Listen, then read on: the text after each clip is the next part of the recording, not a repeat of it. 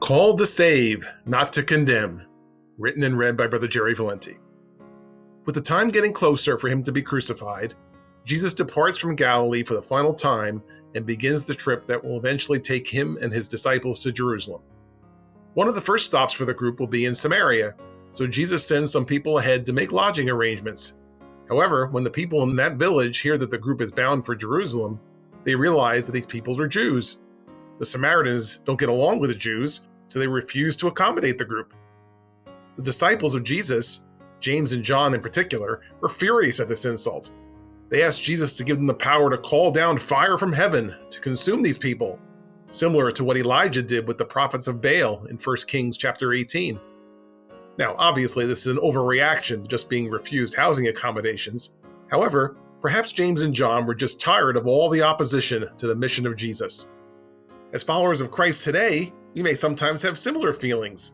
As we deal with agents of the enemy and/or observe their actions on a regular basis, we may at times find ourselves feeling angry, disgusted, and just sick of dealing with these people and their antics. It's at those times that we probably wish they would just go away, or even that God would smite them down. However, Jesus explains to his disciples, and the same counsel applies to us today, that this is not the spirit that his followers should be carrying. He reminds them of his mission. For the Son of Man has not come to destroy men's lives, but to save them. Luke 9:56. Jesus deals with the small housing problem by simply rerouting the group through another village. But the important message from this episode is to understand why Jesus came. He had also explained it on an earlier occasion. For God sent not his Son into the world to condemn the world, but that the world through him might be saved. He that believeth on him is not condemned, but he that believeth not is condemned already. John 3:17 and 18. Many people think that the goal of religion is to condemn people.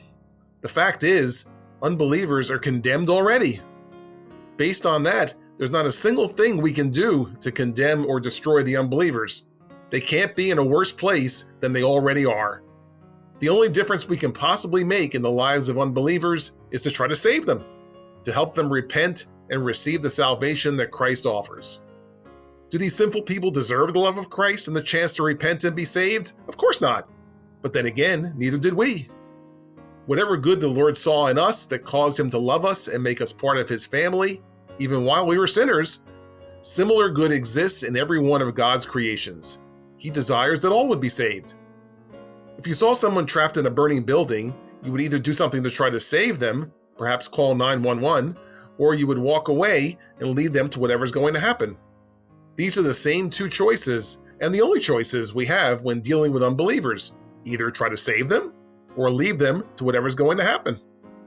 It's not our calling to condemn unbelievers or root for their destruction. If they can't be reached for Christ by us or anyone else, God has already determined their ultimate end. Instead, let's focus on bringing salvation to the people who we can reach. They're the only ones whose eternal homes we can influence.